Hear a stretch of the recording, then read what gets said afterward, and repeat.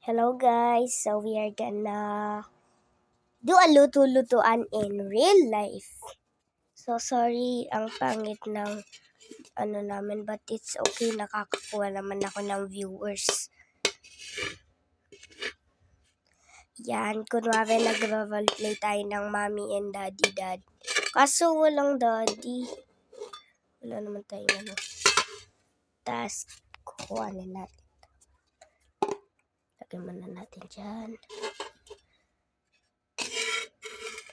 At ito, kukuha tayo ng isang mangkok.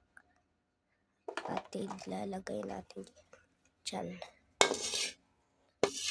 By the way pala, ako pala si Freya, not Victoria.